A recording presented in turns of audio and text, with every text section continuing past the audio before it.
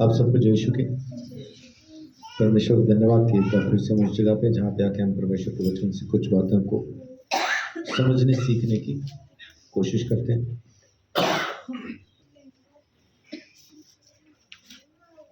आज मैं आपके साथ जो बात करने वाला हूँ,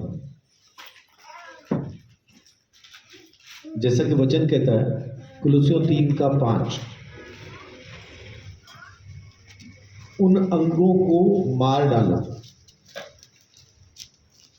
इसलिए अपने उन अंगों को मार डालो जी, जो पृथ्वी पर है, अर्थात व्यभिचार, अशुद्धता, दुष्कामना, बुरी लालसा और लोभ को, जो मूर्ति पूजा के बराबर है। जो मूर्ति पूजा के बराबर है। इफिसियों 5:5 यहाँ पे लिखा है उन अंगों को मार डालो। यानी बहुत सारे अंग हैं, लेकिन आज मैं आपके साथ एक ही अंग के बारे में बात करूंगा। जी, 5:5 पढ़ दीजिए। इफिसियों 5:5। क्योंकि तुम यह जानते हो कि किसी व्यभिचारी या अशुद्ध जन या लोभी मनुष्य की, जो मूर्ति पूजक के बराबर है, मसीह और परमेश्वर के राज्य में मिरास नहीं। उसमें अधिकार नहीं, उसमें उसकी कोई भी उसका लेन देन नहीं। आज एक अंग के बारे में मैं आपके साथ बात करूंगा, और वो मुझे लगा कि वो बहुत ज़्यादा इम्पोर्टेंट है, इसलिए मैंने उसको चुना। और दूसरा, किसी के साथ बात हो रही थी, किसी के साथ जब मैं बात कर रहा था, तो वहाँ जब बात चल रही थी तो पवित्र आत्मा मेरे मन के अंदर डालता है कि इसी बात पे तुझे बात करनी है, इस संडे को इसी पे ही तुझे बात करनी है। तो वो अंग है हमारी आंख। आज हम आंख के बारे में देखेंगे कि परमेश्वर का वचन आंख के बारे में क्या कहता है। कहता तो बहुत कुछ है, उसमें से कुछ बातें आज हम देखने की कोशिश करते हैं।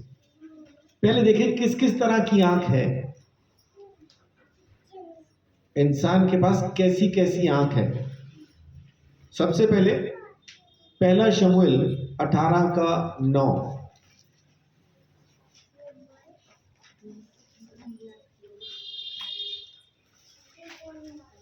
उस दिन से शाऊल दाऊद की ताक में लगा रहा। उस दिन से शाऊल दाऊद की ताक में लगा रहा। दिस इज जेलसाई, जलन की, ईर्ष्या की आंख है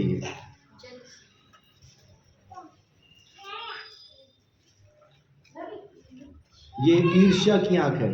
अपने दुश्मन को देख के उसकी ताक में लगे रहना कि कब कहां कैसे इसको खत्म किया जाए, किस तरह से मौका मिले और इसे खत्म करें। ऐसे लोग अक्सर खून तक पहुंच जाते हैं, कत्ल तक कर देते हैं, और बात कुछ नहीं होती है,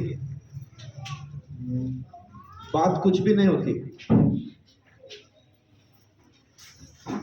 जेल के अंदर एक शख्स जिससे मेरी मुलाकात हुई, उसने अपनी बीवी को सिर्फ इस वजह से मार दिया क्योंकि बोलती ज्यादा थी। और कहता मैं उससे डरता था। मैंने उसको पूछा जब डरता ही था तो मारा कैसे? तो पंजाब में ना वो बुनी हुई चारपाई होती है जिसको बाण वाला मंजा कहते हैं। तो पंजाबी था वो, पंजाबी में उसने बताया, कहता सुत्ती सी। उसने क्या किया, वो बाण मतलब गर्मियां थी तो ऐसे ही वो सो रही थी, तो उसकी गर्दन के पास से उसने एक साफा नीचे को निकाल दिया और दूसरा ऊपर से घुमा के इस तरफ से निकाल दिया, और चारपाई के नीचे लेट के उसने वो साफा खींच दिया। वो तब तक उसने खींच के रखा जब तक वो शांत नहीं हो गए ऊपर। माने उसकी आंख में कितनी ईर्ष्या, कितनी नफरत, कितनी जलन भर गई होगी कि सिर्फ इस वजह से बीवी को मार दिया कि बोलती ज्यादा है। परमेश्वर का धन्यवाद, आजकल हमारे पास बेड है।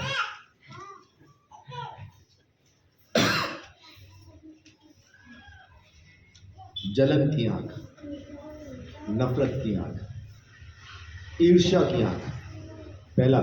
दूसरा, सिग्नलिंग, इशारे करने वाली।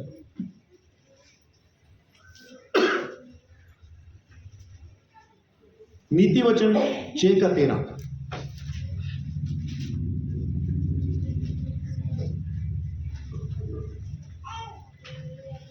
वह नैन से सैन और पांव से इशारा और अपनी उंगलियों से संकेत करता है। कभी आपने देखा आंख से इशारा करते हुए किसी को? है ना, एक दूसरे को इशारा करते हैं, जैसे कोई आ जाए तो उसको इशारा करेंगे, आ गया।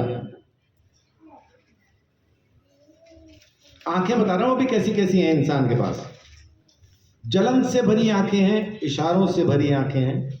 और फिर साथ में पढ़िए भजन संहिता 35 का 19।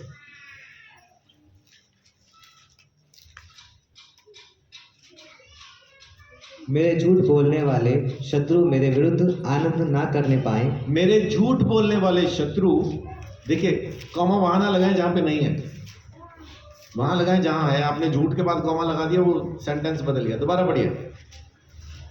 मेरे झूठ बोलने वाले शत्रु, हाँ, मेरे झूठ बोलने वाले शत्रु मेरे विरुद्ध आनंद न करने पाए। जो अकारण मेरे बैरी हैं, वे आपस में नैन से सैन न करने पाए। तो आपस में वो एक दूसरे से आंखों ही आंखों में इशारे करते हैं कि आ गया, आ गई, ऐसा इशारे करते हैं। ये इशारे करने वाली आंखें। तीसरा, नीति वचन 30 का 17।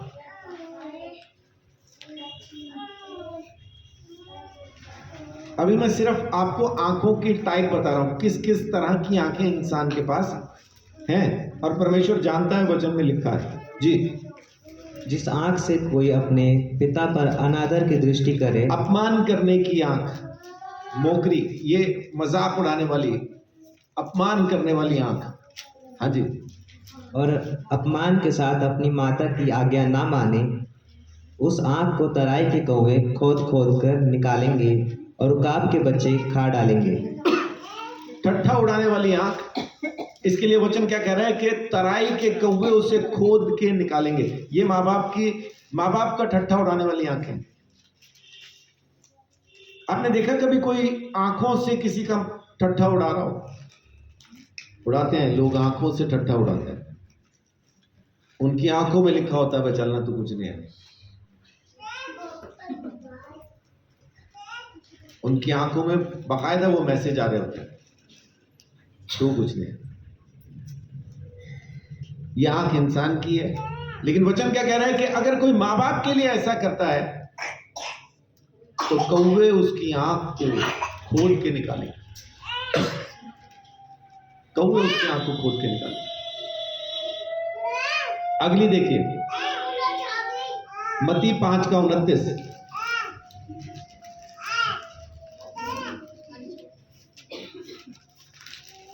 यदि तेरी दाहिनी आंख तुझे ठोकर खिलाए तो उसे निकाल कर फेंक दे, क्योंकि तेरे लिए यही भला है कि तेरे अंगों में से एक नष्ट हो जाए और तेरा सारा शरीर नरक में न डाला जाए। लस्टफुल आई, वासना की आंखें, व्यभिचार की आंखें। एक आदमी को, एक पुरुष को कोई भी औरत देख के तुरंत पहचान सकती है कि इसके अंदर व्यभिचार है या नहीं। उसकी आंखों में लिखा होता है। अक्सर आप कहते हैं ना, इस औरतों को, मैंने बहनों को ऐसा कहते हुए सुना है, इस आदमी की नजर अच्छी नहीं है। तो जिसकी नजर अच्छी नहीं है उसके अंदर व्यभिचार जरूर है। नजरों से पहचान पाएंगे कि व्यभिचारी है या नहीं है, उसकी आंखें बताएंगे। दूसरा पत्रस 2 का 14।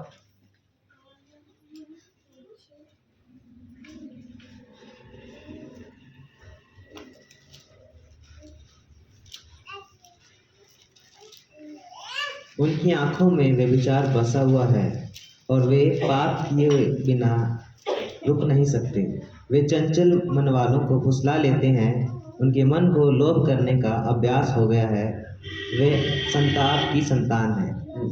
उनकी आंखों में व्यभिचार बसा हुआ है।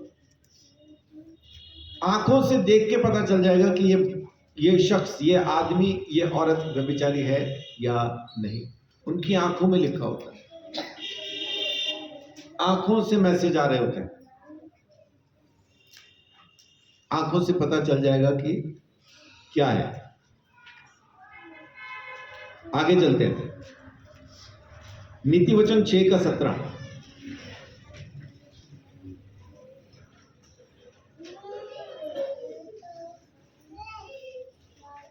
अर्थात घमंड से चढ़ी हुई आंखें, झूठ बोलने वाली जीभ और निर्दोष का लहू बहाने वाले हाथ।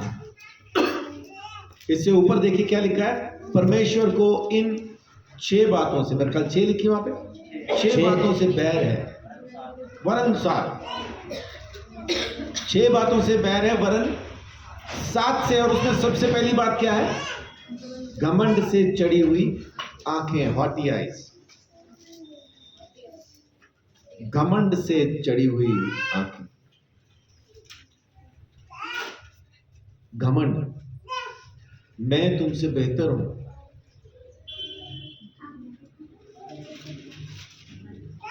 मैं तुमसे बेहतर हूं।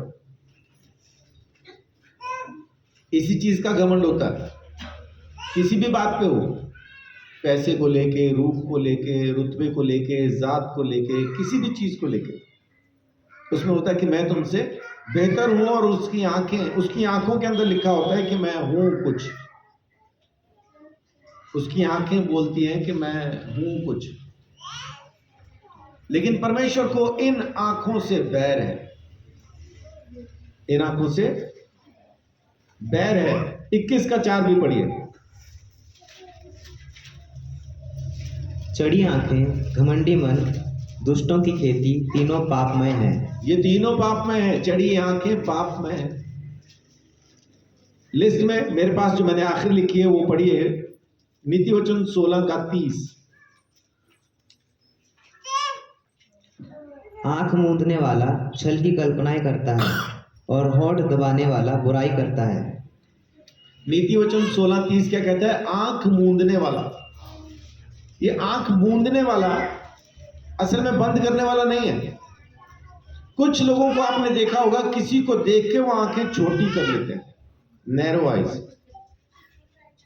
आंखें ना छोटी करते हैं, यूं यूं करके उसको देखेंगे।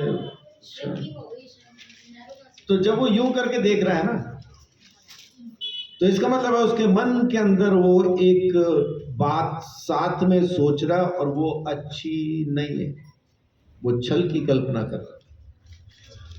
किसी को भी देख के, अगर आपको देख के कोई शख्स आंखें ऐसा छोटी करके आपको देख रहा है ना, तो समझ लीजिए कि आपके खिलाफ उसके अंदर चल रहा है कुछ। ये वचन कहता, मैं नहीं कह रहा। तो ये आंखें, मैंने इतना सब यहां पे आंख के बारे में क्यों कहा, ताकि आप ये समझ पाए कि परमेश्वर किस किस तरह की आंख के बारे में बात करता है। मैं ये नहीं कह रहा हूं कि मैंने वचन में से तमाम आंखें जो भी जितने भी तरह की हैं सारी बता दी हैं, लेकिन मैंने 6 तरह की आंख यहां पे आपको बताने की कोशिश की, क्योंकि हम आंख पे अब बात करने वाले हैं। चलिए, आंख इतनी जरूरी क्यों लगी मुझे, क्यों मैंने आंख से शुरू किया कि उन अंगों को मार डालो जो जमीन पे है। मुझे लगा अगर आंख पे मैं बात करूं, अगर अपना यही एक अंग मार दिया जाए और इसको रिन्यू कर दिया जाए, तो बाकी के तमाम अंग ऑटोमेटिकली सही जगह पे आ जाएंगे। जमीन पे पाप की शुरुआत कहां से होती है? उत्पत्ति 3:5। वरन परमेश्वर आप जानता है कि जिस दिन तुम उसका फल खाओगे उसी दिन तुम्हारी आंखें खुल जाएंगी और तुम भले बुरे का ज्ञान पाकर परमेश्वर के तुल्य हो जाओगे। तुम्हारी आंखें खुल जाएंगी, शैतान ने कहा। और आगे पढ़िए उसको। अतः जब स्त्री ने देखा, तो बातचीत शुरू कहां से हुई? जमीन पे पाप की शुरुआत कहां से है? आंख से। जमीन पे पूरी कुल कायनात के पाप की शुरुआत है आंख। स्त्री ने देखा, मन भाव लगा, खाने के लिए अच्छा लगा, बुद्धि के लिए अच्छा लगा, उसको पसंद आ गया। तो पाप की शुरुआत कुल कायनात की, हर एक इंसान को पापी बनाने की शुरुआत होती है आंख से। 7वीं आयत भी पढ़ दीजिए। तब उन दोनों की आंखें खुल गई। दोनों की आंखें खुल गई। लेकिन खुली किस चीज के लिए? पाप के लिए, अपने आप को सही साबित करने के लिए। अब उनको किसी और की जरूरत नहीं, अब परमेश्वर की जरूरत नहीं कि परमेश्वर उनको बताए कि तू ठीक है या गलत है। अब वो खुद ही ठीक है। परमेश्वर उनको पूछ रहा है तो अब परमेश्वर के सामने गलती नहीं मान रहे, अपनी गलती नहीं मान रहे। आगे से अपने आप को धर्मी साबित करने के लिए, अपने आप को सही साबित करने के लिए जवाब दे रहे हैं, तर्क दे रहे हैं। परमेश्वर ने आदम से पूछा कहां है? कह रहा छुप गया तेरा शब्द सुन के, क्योंकि मैं नंगा था। परमेश्वर ने पूछा तुझे किसने बता दिया कि तू नंगा है? कहीं तूने वो फल तो नहीं खा लिया जो मैंने तुझे मना किया था? हाँ जी खा लिया, जवाब होना चाहिए था। और जवाब में क्या दे रहा है? जवाब क्या देता है वो परमेश्वर को? वो स्त्री जो तूने दी, मैंने कोई घर बनाई थी, मैं कहीं से ढूंढ के लाया था, मैंने कोई जमीन खोद के निकाली थी, तूने दी। यानी कसूर तेरा है, तू स्त्री ना देता तो मैं फल ना खाता। वो स्त्री जो तूने दी उसने मुझे दिया तो मैंने खाया। परमेश्वर ने हवा से नहीं पूछा, हवा को सिर्फ इतना ही कहा ये तूने क्या किया? ये तूने क्या किया? जिस आदम को मैंने बनाया था उसको तूने पापी बना दिया, ये तूने क्या किया? वो भी नहीं कह रही है कि मुझसे गलती हो गई, वो कहती है शैतान ने बहकाया तो मैंने खाया। शैतान को परमेश्वर नहीं पूछता तूने ये क्या किया, उसको तो सीधे कहता है तेरे वंश और इसके वंश में बैर होगा। लेकिन पाप की शुरुआत कहां से है? आंख से। उसके बाद हम अपने आप को सही साबित करने के चक्कर में लग गए। इंसान की नजर में भी अपने आप को हम सही साबित करना चाहते हैं, परमेश्वर की नजर में भी अपने आप को सही साबित करना चाहते हैं। हमारे अंदर लाख कमियां हैं लेकिन हम सामने वाले की ही बताते हैं। अपनी कमी हम न मानने को तैयार है न बताने को तैयार है। अपने आप को सही साबित करना चाहते हैं। देखिए न्यायों 21 का 25।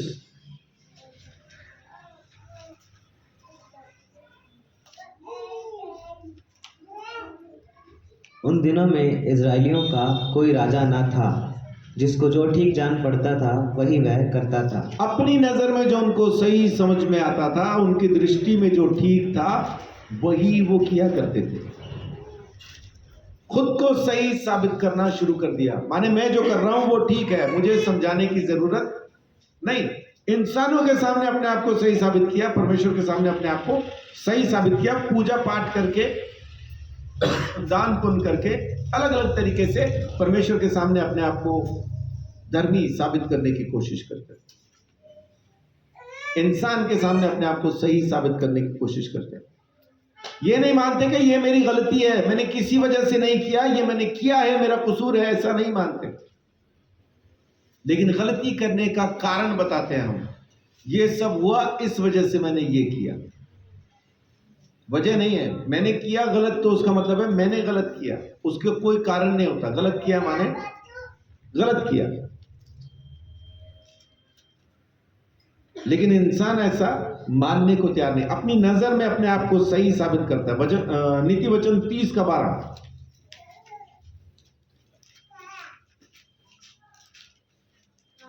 ऐसे लोग हैं जो अपनी दृष्टि में शुद्ध हैं तो भी उनका मैल धोया नहीं गया। ऐसे लोग भी हैं जो अपनी दृष्टि में शुद्ध हैं लेकिन उनका मैल धोया नहीं गया। कल एक भाई आए, मैं गया था विजिट पे, वहां पे एक भाई आए, भाई का नाम भी संजीव था, और उनको शरीर में फोड़े हो रहे थे। प्रार्थना कर दो बोला।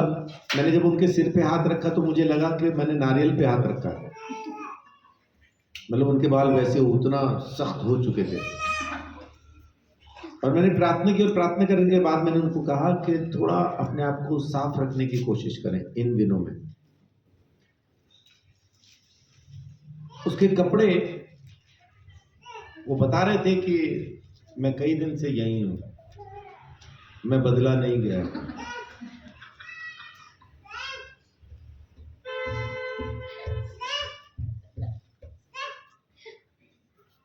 और उनके शरीर पे जो मैल थी वो भी बता रही थी, चढ़ तो गई हूं,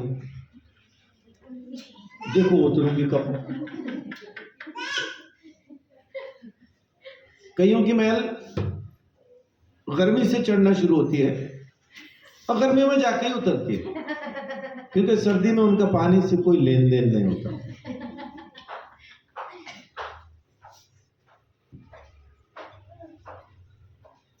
बहुत जरूरी है कि हम सोचते हैं कि मैं शुद्ध हूं, लेकिन उनका मैल धोया नहीं गया, धोया नहीं गया। तो अपनी नजर में तो हम शुद्ध हैं, लेकिन अपने आप को जांचना है अपने यीशु मसीह के साथ रख के, लोगों के साथ रख के नहीं, मैं अच्छा तू खराब बोल के नहीं। अगर अपने आप को जांचना है ना, खुद को जांचना है, तो दूसरी तरफ दो चीजें होती है ना आपस में जिसमें जांचा जाता है कि असली क्या नकली क्या, या कौन अच्छा कौन थोड़ा खराब, दो में होता है कंपैरिजन। तो जब कंपेयर करना है, जब जांचना, जब तुलना करनी है, तो एक तरफ यीशु को रखें और दूसरी तरफ आप खुद आए, तब जांचें आप कैसे हैं, मैं कैसा हूं। और मैं हर बार पापी निकलता हूं, यीशु हर बार शुद्ध निकलता है, हर बार पापी मैं ही हूं वहां पे। तो अपने आप को जांचना शुरू करना है। अब देखिए बात हो रही है आंख की, तो क्या परमेश्वर की भी आंख है? जिसने आंख बनाई उसकी आंख है? तो एक बार देखते हैं कि परमेश्वर की आंख वो क्या है, कैसी है। जकरिया 4:2।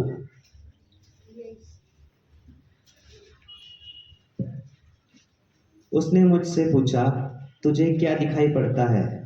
मैंने कहा, एक दीवट है जो संपूर्ण सोने की है।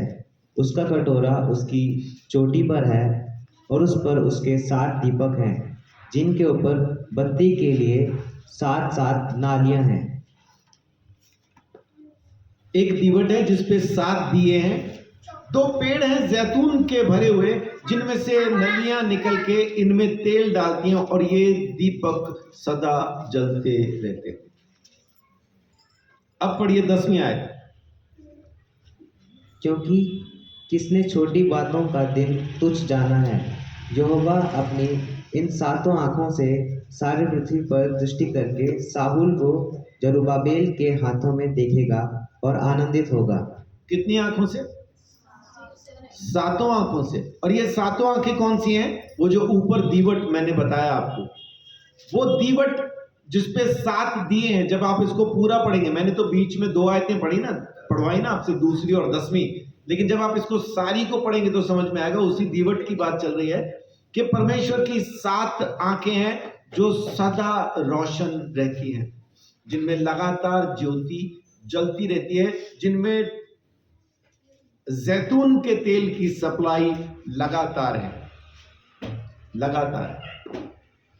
परमेश्वर की आंख को यहां पे क्या बताया है? क्या पढ़ा आपने 10वीं आयत में? यहोवा अपनी आंखों से सारी पृथ्वी पर दृष्टि करके साहुल को जरुब्बाबेल के हाथों में देखेगा और आनंदित होगा। आगे पढ़िए। तो तब मैंने उससे फिर पूछा, ये 2 जैतून के वृक्ष क्या हैं जो दीवट की दाहिनी बाईं ओर हैं? एक सेकंड, मैं जो कहना चाह रहा हूं,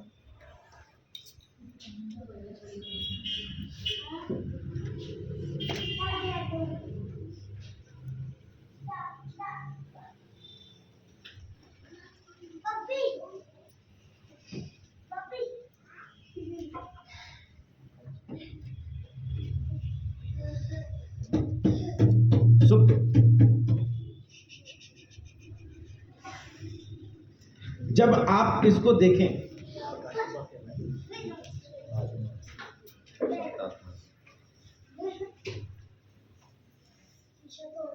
परमेश्वर की आंखें हमेशा रोशन है और सारी पृथ्वी पर उसकी नजर उसी के माध्यम से फिरती रहती है। लगातार उसकी आंखें जमीन पे लगी और परमेश्वर की आंखों की ज्योति कभी बुझती नहीं। परमेश्वर की आंखों की ज्योति कभी बुझती नहीं। परमेश्वर लगातार अपनी आंखों से देखता। स्वर्गदूतों के बारे में एक बार देखिए, यह यहेजकेल 10:12।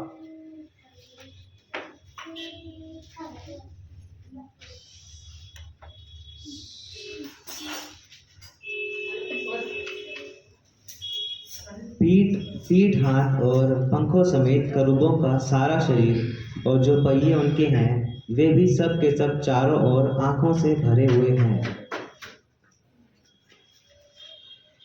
क्या लिखा है?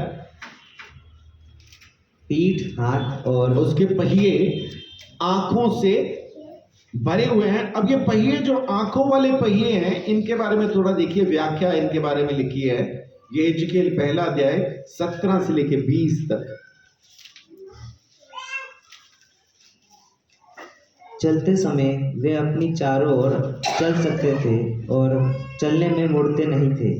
उन चारों पहियों के घेरे बहुत बड़े और डरावने थे और उनके घेरों में चारों ओर आंखें ही आंखें भरी हुई थीं। जब जीवधारी चलते थे तब पहिए भी उनके साथ चलते थे, और जब जीवधारी भूमि पर से उठते थे तब पहिए भी उठते थे। जिधर आत्मा जाना चाहता थी उधर ही वे जाते, और पहिए जीवधारियों के साथ उठते थे, क्योंकि उनकी आत्मा पहियों में थी। स्वर्गदूतों की आत्मा किसमें थी? पहियों में। और वो जो दिए परमेश्वर के सामने जल रहे हैं, जिसको लिखा कि वो परमेश्वर की आंखें हैं। पढ़िए प्रकाशित वाक्य 4:5।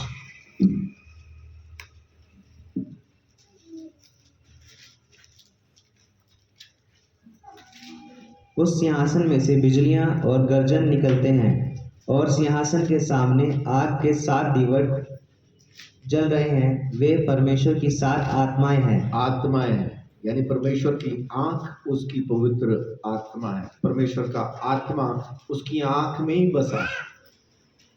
परमेश्वर अपनी पवित्र आत्मा के द्वारा ही आपको देखता है, अपनी आंख के द्वारा आपको देखता है। परमेश्वर का पवित्र आत्मा उसकी आंख में बसा है। स्वर्गदूतों का आत्मा उनकी आंख में बसा है। यीशु मसीह का आत्मा उसकी आंख में बसा है। तो अब बताइए, हमारा पवित्र आत्मा कहां बसेगा? हमारा पवित्र आत्मा भी हमारी आंख में ही बसेगा।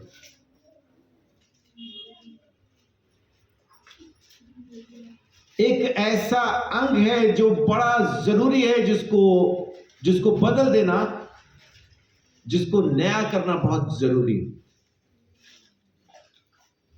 पवित्र आत्मा जब तक आंख में नहीं बसेगा तब तक आप ये ना समझें कि आपके अंदर रोशनी जल गई। रोशनी तब जलेगी जब हमारी आंख के अंदर परमेश्वर का पवित्र आत्मा बस जाएगा। मत्ती 6, यीशु मसीह कहता है, मत्ती 6:22-23।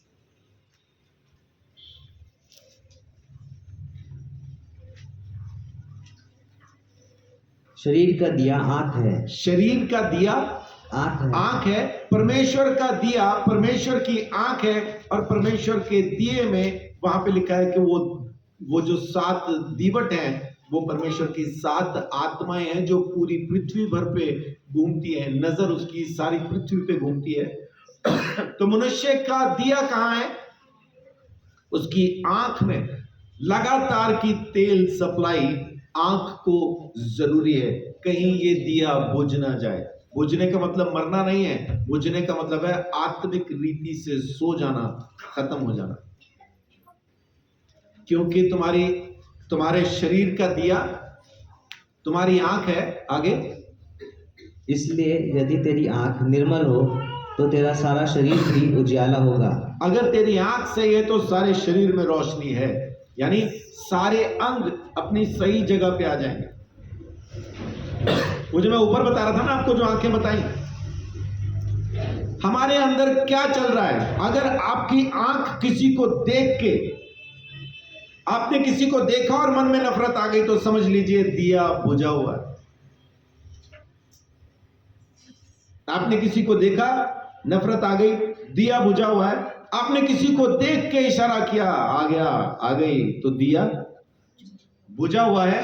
अगर आपने आंखों से किसी का मजाक उड़ाया तो दिया बुझा हुआ है। अगर व्यभिचार आंखों से प्रकट हो रहा है तो दिया बुझा हुआ है। अगर घमंड आंखों में दिखाई दे रहा है तो दिया बुझा हुआ है। और किसी को देख के आप आंखें सिकोड़ के कुछ सोच रहे हैं तो दिया बुझा हुआ है। इसलिए आंखों को लगातार के तेल की सप्लाई जरूरी है। आप मुझे बता पाएंगे? क्योंकि मैंने ये सोचा, मेरे ये विचार मेरा खुद का है, बाइबल में नहीं ऐसा कोई वचन मुझे मिला, लेकिन ये मेरा अपना विचार है कि आंखों को लगातार तेल की जो सप्लाई है वो क्या हो सकती है। आंखें तो पवित्र आत्मा, माने आंखों में बसना है, पवित्र आत्मा हमारी आंखों के थ्रू ही काम करेगा। लेकिन ये लगातार की सप्लाई, दिया बुझ ना जाए। पवित्र आत्मा पाने के बाद कौन सा हमने कभी किसी को नफरत से नहीं देखा या बुरी नजर से नहीं देखा? हम नहीं कह सकते खाली पवित्र आत्मा। पवित्र आत्मा पाने के बाद भी हम ऐसे ही हैं। वचन पढ़ने के बाद भी वैसे ही हैं। मैं जो समझ पाया हूं, लगातार की तेल की सप्लाई है सिर्फ और सिर्फ प्रेम। अगर आपकी आंखों में प्रेम है तो जलन नहीं आएगी। अगर आपकी आंखों में प्रेम है तो आप इशारा नहीं करेंगे। अगर आपकी आंखों में प्रेम है तो आप मजाक नहीं उड़ाएंगे, ठट्ठा नहीं उड़ाएंगे। आंखों में प्रेम है तो वासना नहीं आएगी, व्यभिचार नहीं आएगा। आंखों में प्रेम है तो घमंड नहीं आएगा। आंखों में प्रेम है तो आंखें सिकोड़ के आप किसी के खिलाफ योजना नहीं बनाएंगे। बगैर प्रेम के ये दिया जलेगा नहीं। कोशिश करें लाख, आपकी आंख उतनी निर्मल हो जाए, आपकी आंख में उतना प्रेम आ जाए कि अपने दुश्मन को देख के भी आपके अंदर से सिर्फ प्रेम ही बाहर आए, तब समझ लीजिए कि अब दिया जल रहा है, शरीर रोशन है। पवित्र आत्मा काम करेगा। पवित्र आत्मा काम करेगा। जब तक आपकी आंख में प्रेम दिखाई नहीं देगा तब तक समझ लीजिए कि दिया बुझा हुआ है। कर लो चाहे कुछ भी, वचन पढ़ लो, प्रार्थना कर लो, घुटने टेक टेक के, ऊंट के पांव के जैसे कर लो, कुछ नहीं होगा। पौलुस कहता है अपना मांस भी खाने को दे दूं लेकिन प्रेम ना करूं तो ठनठनाता पीतल, झनझनाती झांझ से ज्यादा कुछ भी नहीं। भविष्यवाणियां जाती रहेंगी, हर चीज खत्म हो जाएगी, स्वर्गदूतों की बोली भी बोलूं तब भी बेकार है। अगर प्रेम नहीं तो कुछ नहीं। इसको बड़े आराम से घर बैठ के पढ़िएगा। पहला कुरिन्थियों 13 अध्याय, उसमें 13 ही आयतें हैं, अभी नहीं पढ़वा रहा हूं। इसको आराम से घर बैठ के पढ़ना। आखिर प्रेम है क्या, वहां पे पौलुस समझाता है प्रेम क्या है। वो डर नहीं करता, नफरत नहीं करता किसी से, उसको गुस्सा नहीं आता, छोटी छोटी बातों पे नाराज नहीं होता। बहुत बार क्या होता है, हम नॉर्थ इंडियंस के अंदर ना कुछ एक्स्ट्रा गुस्सा है। हम बाइक पे जा रहे हैं, गड्ढा हमें नहीं दिखा, उसमें बाइक चली गई तो उस पे झाड़ू मारने वाले से लेके मंत्री तक गालियां दे देते हम। सब खा गए, सड़कें खा गई, ये खा गए, वो खा गए, ये क्या बनाया, वो क्या बनाया। कोई कट तो मार दे, उसके बराबर पहुंच के अगर हम उसको गाली ना दें तो हम फिर हमारा पैदा होने का क्या फायदा।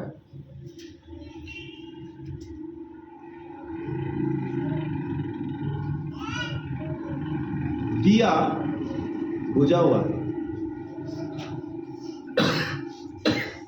शरीर का दिया आंख है।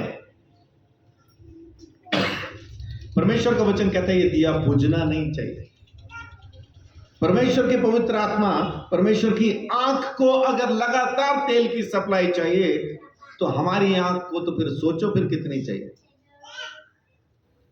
अगर परमेश्वर के सामने लगी दीवट, उसकी आंखें, उसकी आत्मा को लगातार के जैतून के तेल की सप्लाई, दो तेल से भरे हुए इंसान, जो तेल से भरे हुए दो जैतून के पेड़ लगातार वहां से सप्लाई दे रहे हैं, तो हमें प्रेम की कितनी सप्लाई चाहिए। हमारे अंदर प्रेम की बहुत ज्यादा कमी है। अकाल पड़ा हुआ प्रेम का, अकाल पड़ा हुआ। प्रेम ढूंढने जाओ मिलता नहीं, प्रेम के नाम पे और बहुत कुछ मिलता है हमारे अंदर। दूसरों में नहीं कह रहा ढूंढने को, अभी दूसरों में ढूंढने लग गए आप। दूसरों में नहीं, अपने अंदर की बात कर रहा हूं। अपने अंदर प्रेम नहीं मिलता, बहुत कुछ मिलता है, नफरत, गुस्सा, जलन सब मिलता है, प्रेम नहीं मिलता। प्रेम की सप्लाई बड़ी जरूरी है। जब तक आपकी आंख में प्रेम नहीं आ जाएगा ना, तब तक आंख निर्मल नहीं हो पाएगी, और जब तक आंख निर्मल नहीं होगी तब तक पवित्र आत्मा का काम नहीं होगा। बहुत बार लोग सोचते हैं कि जी पहली शताब्दी के लोगों ने ये सब कैसे कर दिया, क्योंकि उनकी आंख में वो प्रेम आ गया था। यीशु को देखा था ना उन्होंने अपनी आंख से, यीशु के साथ रहे थे, यीशु ने उनकी आंखें खोली थी, इस वजह से वहां पे वो प्रेम था। हमें वो लाने की जरूरत है। जो चीज हमारे अंदर ना हो उसको करना हो तो क्या करना पड़ेगा? जैसे मेरे अंदर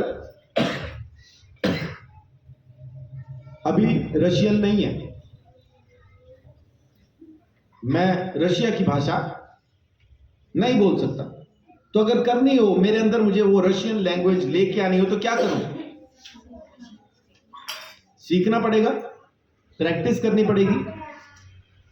अभी मेरी टांग मेरी गर्दन पे नहीं रखी जाती, रखनी हो तो क्या करना होगा?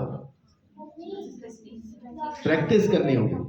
अभी मेरी आंख में प्रेम नहीं दिखता, दिखाना हो तो क्या करना पड़ेगा? अब नहीं कर रहे प्रैक्टिस, अब कोशिश पे आ गए। प्रैक्टिस करनी है, कोशिश नहीं करनी, प्रैक्टिस करनी है। प्रैक्टिस कीजिए अपनी आंख में प्रेम लाने की। कैसे ला पाएंगे? जिसको भी देखो आपको ना गुस्सा आए ना आप उससे परेशान हो, आपको कोई दुश्मन जैसा, कोई कैसा भी कोई आपको दिखाई ना दे, तब समझे कि आपकी आंख में प्रेम आ रहा है। आ गया नहीं, आ रहा है। और यह सदा बना नहीं रहेगा। आपने एक हफ्ता देख लिया ऐसा तो मन में आ गया, अब तो हो गया, नहीं। अगर परमेश्वर की आंख को लगातार तेल चाहिए तो आपकी आंख को भी लगातार प्रेम चाहिए, लगातार चाहिए, तब कहीं जाके होगा। ये मेरा मानना है। आपको बाइबल में से वचन निकाल के दे, अभी नहीं है मेरे पास, लेकिन ऐसा मेरा मानना है। जब मैं इसको तैयार कर रहा था तब आत्मा में मेरे को यह समझ में आया कि बगैर प्रेम के आंख साफ नहीं होगी। जब तक प्रेम नहीं होगा आंख साफ नहीं होगी, है ना। अब जब हम अपने आप को वहां पे लाना चाहते हैं तो सबसे पहली चीज क्या करनी पड़ेगी आपको? सबसे पहले हम क्या कर रहे थे? सबसे पहले हम क्या कर रहे थे? अपने आप को सही साबित करने की कोशिश। अब क्या करना है? ये दाऊद ने सिखाया। पढ़िए 2 शमूएल 6:22।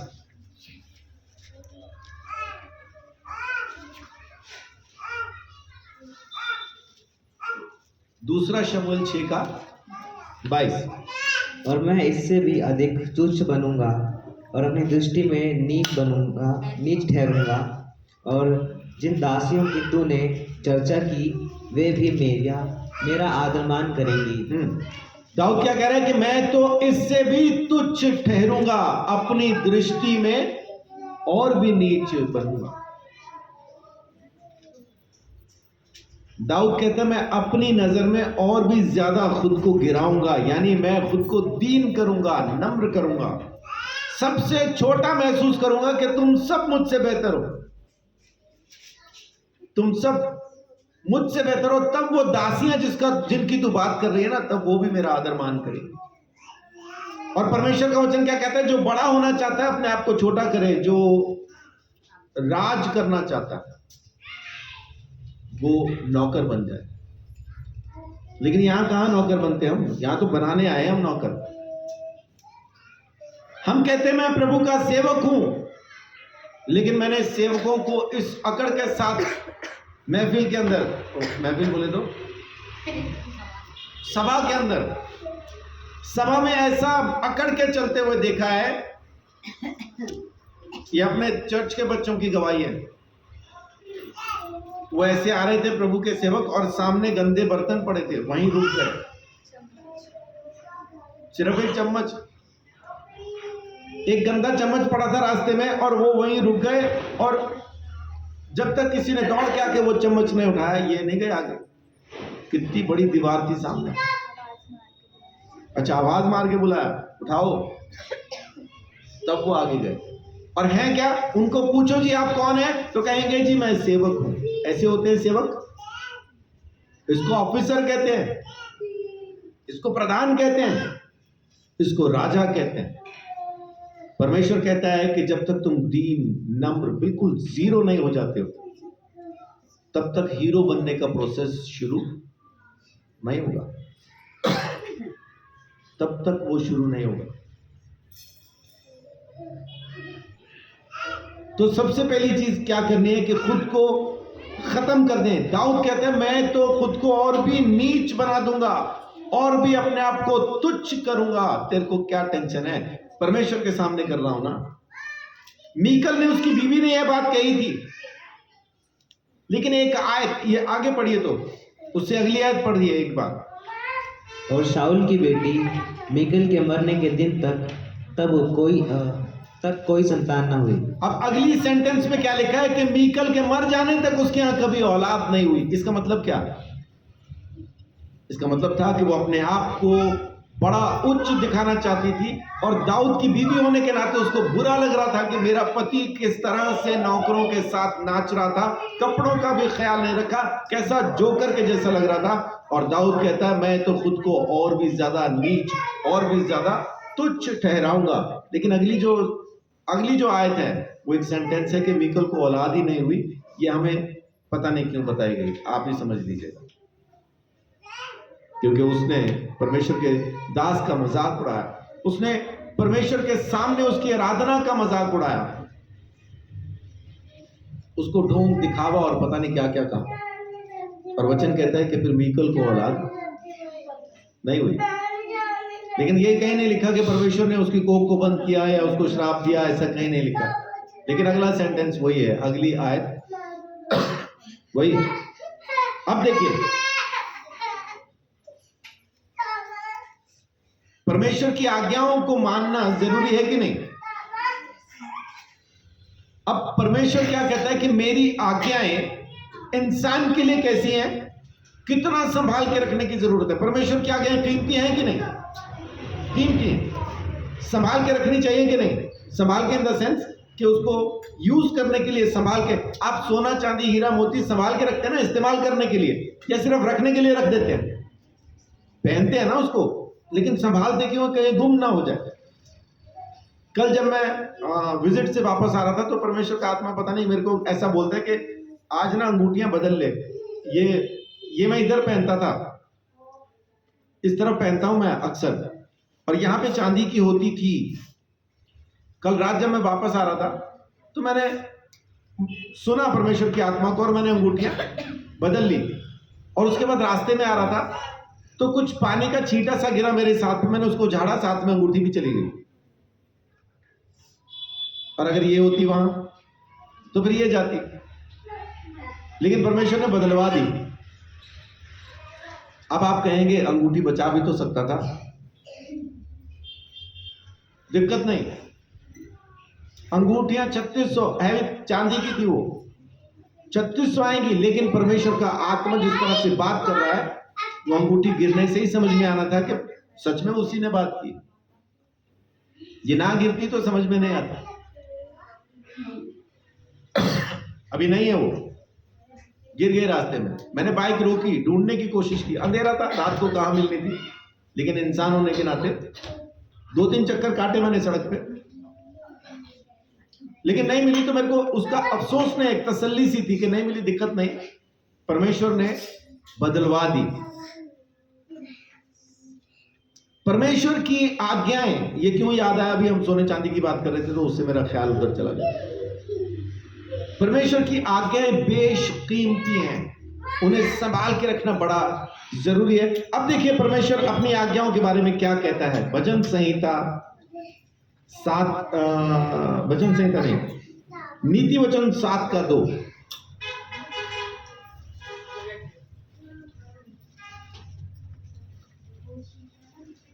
मेरी आज्ञाओं को मान, इससे तू जीवित रहेगा, और मेरी शिक्षा को अपनी आंख की पुतली जान। क्या कह रहे परमेश्वर? मेरी आज्ञाओं को मान, इससे तू जिंदा रहेगा, मेरी शिक्षाओं को अपनी आंख की पुतली जान। अपनी आंख की पुतली जान, यानी परमेश्वर की आज्ञाओं को किस तरह से संभालना है? जैसे हम अपनी आंख की पुतली को संभालते हैं। तो परमेश्वर की आत्मा हमारी आंख में बसने वाली है। परमेश्वर की आज्ञाएं हमें अपनी आंख में, आंख की पुतली के जैसा संभाल के रखती है। अब बहुत जरूरी है कि हम कहें परमेश्वर को कि प्रभु, मन फिराव के लिए हमने प्रार्थना की कि नहीं की है ना? तो अब प्रार्थना करें आंख फिराव के लिए। मेरी आंख बदल दे प्रभु, मेरी आंख को नया कर दे प्रभु, मेरी आंख में तेरी ज्योति बसने पाए, मेरी आंख में तेरी आज्ञाएं बसने पाए, मेरी आंख को नया बना दे प्रभु। भजन संहिता 119:18 पढ़िए। भजन संहिता 119:18। मेरी आंखें खोल दे कि मैं तेरी व्यवस्था की अद्भुत बातें देख सकूं। आमीन। 34 पढ़िए ना, 37। मेरी आंखों को व्यर्थ वस्तुओं की ओर से फेर दे, तू अपने मार्ग में मुझे जिला। आमीन। मेरी आंखों को व्यर्थ वस्तुओं से फेर दे, मेरी आंखों को फेर दे। जैसे हम कहते हैं ना मन फिरा दे, वैसे अब कह रहे हैं आंख फेर दे। दुआ करें परमेश्वर से कि वो रिस्टोर करे हमारे उस स्पार्कल को, हमारी आंख की उस चमक को जो परमेश्वर के वचन की वजह से आती है, जो परमेश्वर की पवित्र आत्मा की वजह से आती है। वो नूर जो हमारी आंखों से बरसना शुरू होता है, उस खुदा की रहमत का, उसकी आत्मा का, उसके वचन का, उसको रिस्टोर करने के लिए परमेश्वर से प्रार्थना करें कि वो पुनर्स्थापित कर दे, हमारी आंखों को दोबारा से नया बना दे। हमारी आंख पहले की जैसी ना रहे, बदल जाए, नई हो जाए, बिल्कुल नई हो जाए। रिस्टोर करने के लिए कहिए। भजन संहिता 13:3।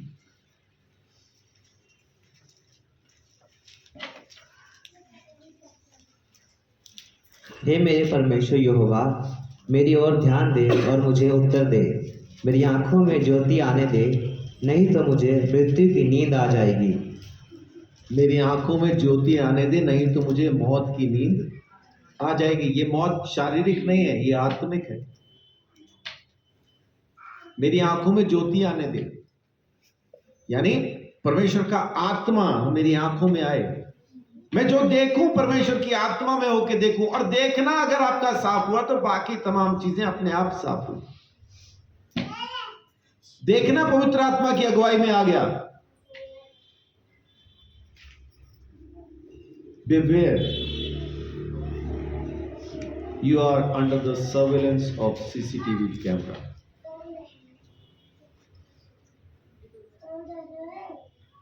सावधान,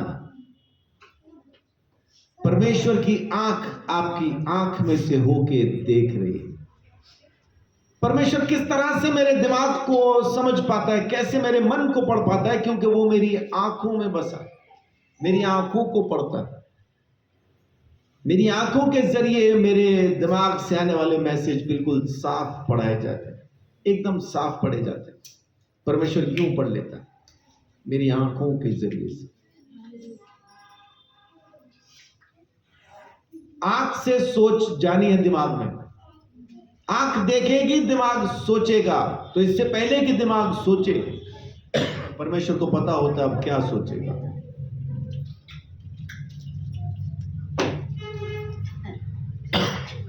शैतान भी इसी एक अंग को अपना हथियार बना लेता है हमारे खिलाफ। वो आंखों से पढ़ लेता है अब इसके अंदर ये चल रहा होगा। वो हमारी आंखें देख के शैतान पहचान लेता है अब ये इस जगह पे, तो फिर वो वैसा ही सेटअप कर देता है। आपकी आंखों में देखेगा झगड़े वाला हिसाब किताब है, वो झगड़े वाला सेटअप बना देगा। आपकी आंखों में देखेगा लालच वाला सेटअप है, तो वो लालच का सेटअप बना देगा। वो माने हमारी आंखों को पढ़ के चीजों को कर लेता है। तो परमेश्वर भी और शैतान दोनों, परमेश्वर तो हमारे मन के विचार पढ़ता है, जानता है एक विचार को। शैतान आइडिया लगाता है, आंखें देख के आइडिया लगाता है। एक्सपीरियंस होल्डर है, जैसे साइकोलॉजिस्ट होते हैं ना, आपको देखेंगे, आपसे बात करेंगे, आपके बारे में सब बता देंगे। कैसे बता पाते हैं? एक्सपीरियंस से। शैतान हमारी आंखों को पढ़ता है एक्सपीरियंस से, परमेश्वर डायरेक्ट पढ़ता है। परमेश्वर सीधा सीधा पढ़ता है। परमेश्वर को दिखाई देता है दिया बुझा हुआ है या दिया जला हुआ है, उसको दिखाई देता। आंखें रोशन है या बत्ती गुल है, परमेश्वर को दिखाई देता। आप कितना ही हालेलुया करो, कितना ही अन्य भाषा बोलो, कितना ही वचन पढ़ लो, कितना ही प्रार्थना कर लो, लेकिन अगर दिया नहीं जल रहा तो समझ लो कि परमेश्वर का आत्मा काम नहीं कर रहा। ये दिया जलना जरूरी है, और ये बगैर प्रेम के नहीं जलेगा। कहीं भी लिखवा लो। इसीलिए वचन कहता है कि जिनमें प्रेम नहीं वो यीशु मसीह के चेले नहीं, जिनमें प्रेम नहीं वो परमेश्वर की संतान नहीं। सीधा लिखा है। प्रेम सख्त जरूरी है, और वो आंखों में बसना चाहिए। आपकी आंखों में प्रेम आना चाहिए। आप किसी को देख के घमंड में सिर ना उठाएं, नफरत से आप मुंह ना बिचकाएं, देख के आंखें ना सिकोड़ें। माने आपकी आंखों से कोई भी ऐसा मैसेज दिमाग में न जाए जो परमेश्वर को पसंद नहीं आता। 6 वस्तुएं हैं जिससे परमेश्वर बैर करता, वरन 7 है, और पहला लिखा चढ़ी हुई आंखें, घमंड से चढ़ी हुई आंखें। तो अपनी आंखों को निर्मल करना सख्त जरूरी है। दोबारा से पढ़िए 22 और 23।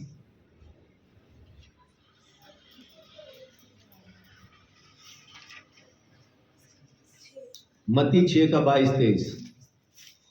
इतनी जल्दी नहीं भूला करते। वह तेरे चलने में तेरी अगुवाई और सोते समय तेरी रक्षा। ये कौन सा मत्ती है?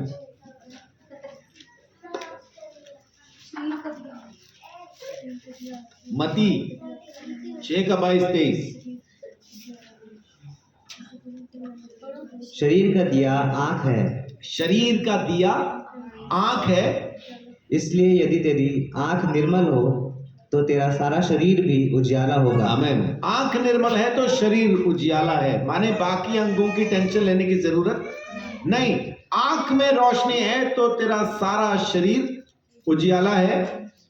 परंतु यदि तेरी आंख बुरी हो तो तेरा सारा शरीर भी अंधियारा होगा। बत्ती गुल है, आंख निर्मल नहीं है, आंख बुरी है। अब बुरी आंख खाली यही नहीं है कि व्यभिचार वाली आंख ही बुरी है। आंख वो भी बुरी है जो सामने वाले को पसंद नहीं करती। आंख वो भी बुरी है जो दूसरे को देख के एक नाम आता है ना, सामने वाले को देखा और अंदर एक नाम आता है। क्या नाम आता है? सामने वाले को देखा, अंदर नाम आया, ये तो नशेड़ी है। सामने वाले को देखा, अंदर एक नाम आया, अरे ये तो वेश्या है। सामने वाले को देखा, अंदर एक नाम आया, ये तो नशा बेचता है। जब तक ये नाम आने बंद नहीं होंगे तो ये ना समझें कि आपको प्रेम है। सामने वाले को देखा तो बस सामने वाला ही आपके अंदर आना चाहिए कि भाई हाँ अच्छा ये है।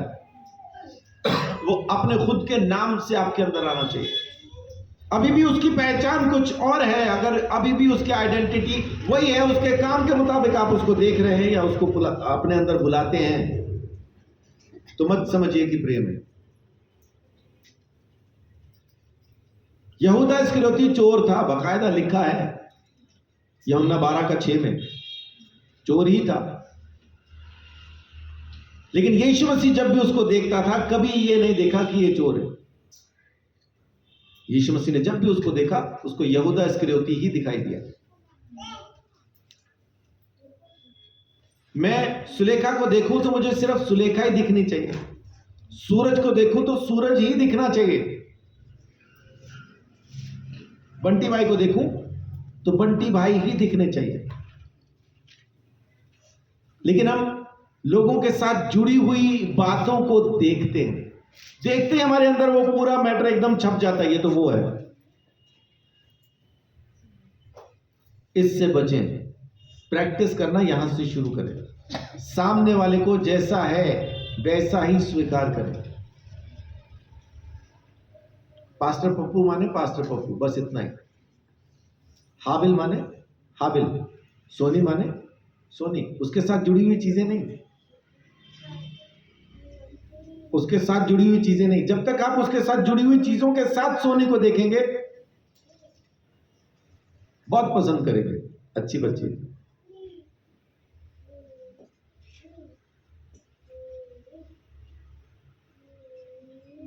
जब तक आप लोगों के साथ जुड़ी हुई चीजों को साथ में देख रहे हैं, आप प्रेम नहीं कर पाएंगे। प्रेम तब कर पाएंगे जब आप सामने वाले को सामने जैसा ही देखते हैं, बस उतना ही। ये है माने ये है, बात खत्म। पहले मेरी जिंदगी में ऐसा ही था, अभी कुछ टाइम से दिक्कत हुई है मुझे। पहली जिंदगी में वैसा ही था, जो सामने जैसा आया वैसा ही है। बेशक मेरी उसके साथ घमासान लड़ाई हुई हो, लेकिन जब वो सामने आया, मैं लड़ाई मेरे को दिमाग में नहीं आती थी, मेरे को सिर्फ वही दिखता था। आ गया, जय यीशु की जय यीशु की, बात खत्म। ये अब हुआ है, मैं भी ऐसा ही हूं। आओ फिर, ये अभी हुआ है। लेकिन परमेश्वर का धन्यवाद कि उसने मेरे साथ इस वचन से बात की अभी 2 दिन पहले, और मैं आपके साथ कर रहा हूं। अब परमेश्वर अपने रास्ते पे हम सबको ले आता है, वो ले आता है, ईमानदारी से ले आता है। अगर हम उसकी सुन रहे हैं तो, सुनना ही बंद कर दिया फिर तो चलो बात ही खत्म हुई ना, फिर तो जान दो, फिर कौन और क्या। वो बोलता रहे, हम सुनते रहे, वो चुप हो जाए, हम बदले ना, तो उसका कोई फायदा नहीं। वो चुप हो जाता है, वो ज्यादा नहीं बोलता। परमेश्वर का आत्मा ज्यादा नहीं बोलता है, 2 4 6 बार बोलेगा, उसके बाद वो शांत हो जाएगा। चल भाई, जैसी तेरी मर्जी है ना, वचन में लिखा है। फिर उसने उनको उनके निकम्मे मन पे छोड़ दिया, जो करना हो करो भाई, मौज करो। पढ़िए प्रेरितों के काम 26:18। हमें किस काम के लिए परमेश्वर ने चुना, हमें क्या करना है?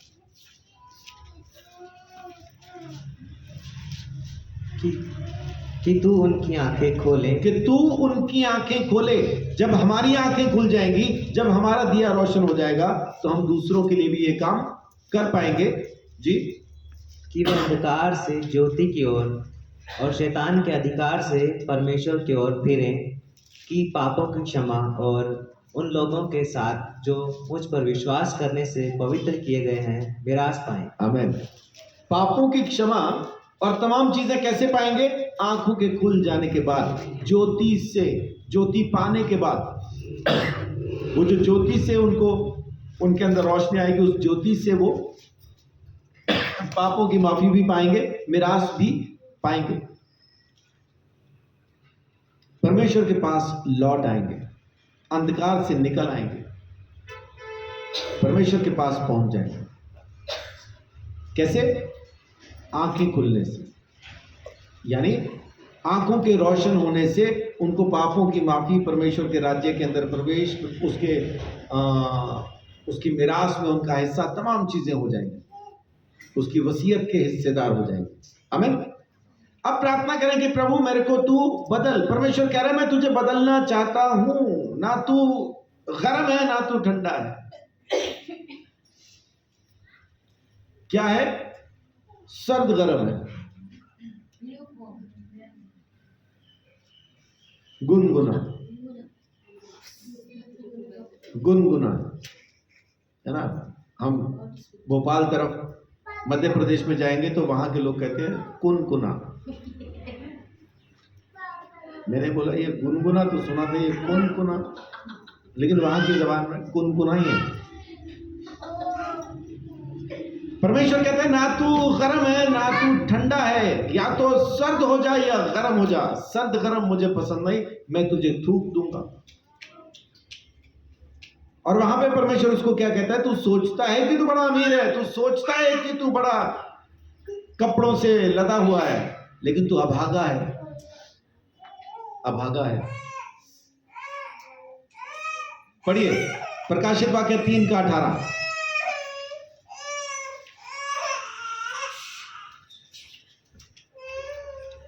इसीलिए मैं तुझे सम्मति देता हूँ कि सलाह देता हूं, सम्मति देता हूं, सलाह देता हूं, राय देता हूं जी, कि आग में ताया हुआ सोना मुझसे मोल ले, आग में ताया हुआ सोना मुझसे मोल ले ले, यानी वचन ले ले कि तू धनी हो जाए। हाँ, और श्वेत वस्त्र ले ले कि पहनकर तुझे अपने नंगेपन की लज्जा ना हो। सफेद कपड़े ले ले, यानी मेरी धार्मिकता ले ले, मेरी धार्मिकता ले ले, ताकि तेरा नंगापन छुप जाए, हमारा पाप छुप जाए परमेश्वर की धार्मिकता से जी।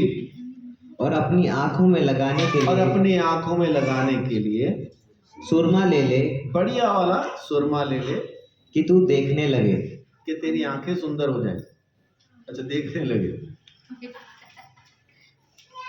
मुझसे सुरमा लेके अपने आंखों में लगा ताकि तुझे दिखने लगे। अभी अंधा है तू, अभी अंधा है तू, मैं थूक दूंगा तुझे, क्योंकि तू अभागा भी है, नंगा भी है, अंधा भी है। तू कहता है दिखाई देता है, पर तुझे दिखता नहीं। तेरे कान तू कहता है सुनते हैं, पर तुझे सुनता नहीं। आपने बहुत बार यह वचन पढ़ा होगा कि सुनते हुए भी बहरे, देखते हुए भी अंधे। यही है वो। परमेश्वर की आवाज सुन रहे हैं लेकिन काम नहीं कर रहे, तो बहरे नहीं तो और क्या है। आपको कभी ना कभी जिंदगी में किसी ने कहा ही होगा, जब आवाजें दे दे के आपको कुछ काम के लिए बोला होगा और आप टस से मस नहीं हुए होंगे, तो आपके पास आके उसने कहा होगा बहरा है क्या? सुना कभी अपने लिए बहरा है क्या? अगर नहीं सुना तो इसका मतलब आपने सुनी होगी, फिर हर बार जाके काम कर रहे हैं। लेकिन अगर नहीं कर रहे तो पास आके कोई ना कोई कहेगा जरूर, या आपने कभी किसी को कहा होगा जरूर बहरा है क्या। और शादी में मेरी तरह से सफेद कुछ पहन के, सूट वूट पहन के बढ़िया है ना, वो 25-30 हजार का सूट लेके आया सफेद वाला, और इधर से भाई भीड़ में खाना प्लेट के अंदर, वो भी 2-2, वो लेके जैसे ही घूमा तो दोनों लगा दी। अब ये सफेद सूट वाला क्या कहेगा? अंधा है क्या? अंधा है क्या? तुझे दिख नहीं रहा? ये कौन लोग हैं जिनके कान में आवाज तो गई पर उन्होंने वो काम किया नहीं। परमेश्वर उनको कहता है बहरे, कान होते हुए भी बहरे। परमेश्वर का आत्मा बात कर रहा है उनके साथ, लेकिन वो सुन नहीं रहे इन द सेंस कि जो कुछ परमेश्वर कह रहा है उसको मान नहीं रहे। वो कान होते हुए बहरे हैं, और परमेश्वर उनको आंखें देना चाहता है, पवित्र आत्मा से भरना चाहता है कि हमारे अंदर प्रेम आए। परमेश्वर बार बार कहता है प्रेम करो, आपस में एक दूसरे से प्रेम करो, तब तुम मेरे चेले कहलाओगे। मुझसे प्रेम करते हो तो मेरी आज्ञा मानोगे। यूहन्ना 13:35 में यीशु कहता है अगर तुम आपस में प्रेम करते हो तब तुम मेरे चेले कहलाओगे, और मुझसे प्रेम करते हो तो मेरी आज्ञाओं को मानोगे।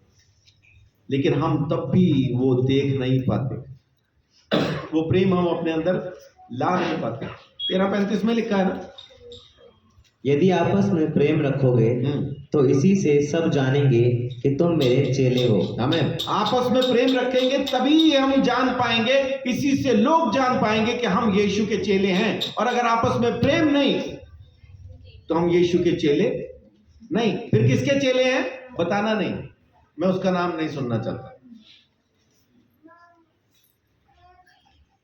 क्योंकि अगर आप यीशु के चेले नहीं हैं तो आप किसी न किसी के तो हैं। वो दूसरी पार्टी का नाम मुझे नहीं चाहिए, मुझे सिर्फ एक ही पार्टी का नाम चाहिए जिसका नाम है यीशु। यीशु का ही नाम आपके उसमें रहना चाहिए। प्रेम माने परमेश्वर का प्रेम आपके अंदर जरूर होना चाहिए। प्रार्थना करें और परमेश्वर से कहें कि मुझे भी वो सुरमा दे कि मैं देख सकूं तेरे काम, तेरे वचन को, तेरी आत्मा को। तेरा आत्मा मेरी आंख में होके काम करे प्रभु। हम किसी की चुगली क्यों कर पाते हैं? क्योंकि आंख में आत्मा नहीं है। हम जब उसको देखते हैं तो उसकी रिपोर्ट निकल आती है दिमाग के अंदर, इसका मतलब प्रेम नहीं है, परमेश्वर का आत्मा नहीं है। बेशक प्रार्थना करने के बाद चमत्कार हो रहे हैं, लेकिन परमेश्वर का आत्मा काम नहीं कर रहा, यीशु का नाम काम कर रहा वहां पे खाली। चेले आए यीशु मसीह के पास, कहते हैं कि वहां पे एक बंदा है, तेरे नाम से दुष्ट आत्मा निकालता लेकिन तेरे पीछे नहीं हो लेता। यीशु मसीह कह रहे रहने दे, कोई नहीं, हमारे खिलाफ नहीं है ना, तो जो खिलाफ नहीं है हमारे साथ ही है, तू टेंशन ना। लेकिन पवित्र आत्मा का काम वहां नहीं हो रहा, यीशु के नाम से काम हो रहा है। अभी पवित्र आत्मा उतरा नहीं था, यीशु अभी स्वर्ग गया नहीं था, उससे पहले की बात है। आज भी ऐसे बहुत सारे काम, बहुत सारे चमत्कार बगैर पवित्र आत्मा की उपस्थिति के हो रहे हैं, यीशु के नाम से हो रहे हैं, क्योंकि यीशु के नाम में सामर्थ्य है। बीमारी जानती है यीशु के नाम को, बीमारी पहचानती है यीशु के नाम। तो जब यीशु का नाम लिया जाता है तो निकल जाती है, खत्म हो जाती है, चली जाती है। प्रार्थनाओं के उत्तर आ रहे हैं, शैतान का भी आ रहा है। शैतान ने मांगा यीशु मसीह के चेलों को परमेश्वर से, और परमेश्वर ने दे दिया। लूका 22:31 कहता है, शमौन, हे शमौन, शैतान ने तुम्हें मांग लिया है कि तुम्हें फटके, गेहूं के समान फटके।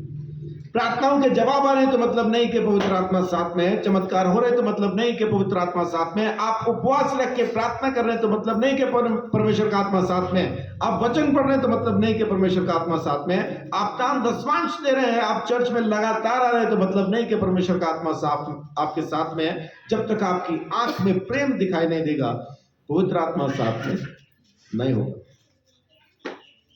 काम होंगे, सब होगा, आत्मा नहीं होगा।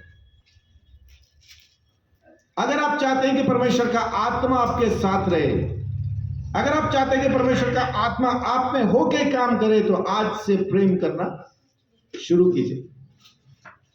अब से, इसी वक्त से, इसी समय से प्रेम करना शुरू कीजिए। किनसे?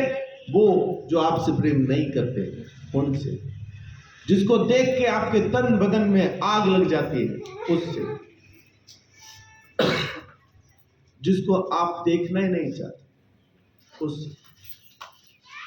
जिसको देख के आपके अंदर रिपोर्ट आती है, अपने अंदर आज से जांचना शुरू कीजिएगा। यहां बैठे जो सुन रहे हैं वो भी, और जो यूट्यूब पे मुझे देखते हैं, मुझे सुनते हैं वो भी। अब जब किसी को आप देखो तो आपके अंदर रिपोर्ट खुलती है क्या? किसी को देख के आपके अंदर रिपोर्ट खुलती है क्या, ये कौन है? अगर खुल रही है तो समझिए अभी प्रेम शुरू नहीं हुआ। आप बैठ के उसके बारे में बात कर रहे हैं तो इसका मतलब रिपोर्ट है आपके अंदर, तभी तो बात कर पा रहे हैं। उसमें ये है, ये है, ये है, वो ऐसा है, वो ऐसी है, वो कैसा, वो कैसी है, बात कर पा रहे हैं तो मतलब आपके अंदर प्रेम नहीं है। जब आप इंसान को इंसान के जैसा देखना शुरू करें, अंजू बहन माने अंजू बहन, बस बात खत्म। उनका क्या अच्छा क्या बुरा रिपोर्ट नहीं खुलनी चाहिए, ना अच्छी ना बुरी, दोनों तरह की कोई रिपोर्ट नहीं खुलनी चाहिए। अंजू बहन माने अंजू बहन। परमेश्वर जब मुझे देखता है तो उसके अंदर रिपोर्ट नहीं खुलती। मेरे बारे में अच्छा बुरा परमेश्वर के अंदर नहीं खुलता। अगर एक बार हमारे बारे में परमेश्वर के अंदर रिपोर्ट खुलना शुरू हो जाए, मैं लिख के देता हूं, एक भी शख्स, चाहे वो विश्वासी हो, चाहे वो एल्डर हो, चाहे वो पास्टर हो, चाहे वो बिशप हो, मेट्रोपॉलिटन हो, पोप हो, चाहे तोप हो, कोई भी हो, परमेश्वर के राज्य में प्रवेश नहीं करेगा। एक बार अगर परमेश्वर के अंदर हमारी रिपोर्ट खुलना शुरू हो गई तो हम जिस परमेश्वर के सामने बैठ के खुद को धर्मी और दूसरे को पापी ठहराते हैं, वो अपने अंदर रिपोर्ट नहीं खोलता। परमेश्वर का धन्यवाद कि वो नहीं खोलता। लेकिन हम कैरेक्टर सर्टिफिकेट की मशीन बने घूम रहे हैं, जिसका मर्जी छपवा लो, अभी दे देंगे छाप के कैरेक्टर सर्टिफिकेट। कौन कैसा है अभी दे देंगे। कैरेक्टर सर्टिफिकेट छापने वाली मशीन परमेश्वर की संतान नहीं है। लिख लीजिए, ये अभी 2 दिन पहले रात के टाइम ट्रेन में परमेश्वर ने मुझसे बात की, जो मैं आपके साथ कर रहा हूं। अपने अंदर परमेश्वर की आत्मा को, उसके प्रेम को प्रैक्टिस में लेके आइए। जब तक आप प्रैक्टिस नहीं करेंगे, ये होगा भी नहीं, ये होगा नहीं। अपने अंदर प्रैक्टिस करें, लेके आए। परमेश्वर आपके साथ है, आप पे अपना अनुग्रह करता है और आपको संभाल के भी रखेगा। आमीन। सो परमेश्वर के अनुग्रह के अंदर चलना, उसके प्रेम का प्रैक्टिस करना, उसके प्रेम को अभ्यास में लाना शुरू